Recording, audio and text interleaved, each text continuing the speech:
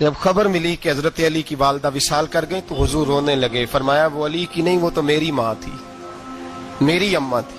امام ابو نعیم نے لکھا ہے، کہتے ہیں حضور نے فرمایا جب میری اماں کو غسل دینے لگو نا، کفن پہنانے سے پہلے مجھ سے پوچھ لینا. صحابہ کہتے ہیں کفن دینے سے پہلے عورتیں آئیں، حضور کیا کرنا ہے؟ نبی پاک اندر گئے، جو قمیض پہنی ہوئی تھی وہ اتار کے دی.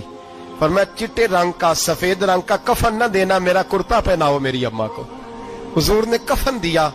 حضرت ابو ذر غفاری فرماتے ہیں جب جنازہ پڑھ لیا نا تو نبی پاک فرمانے لگے قبر صحیح بنائی ہے تم نے؟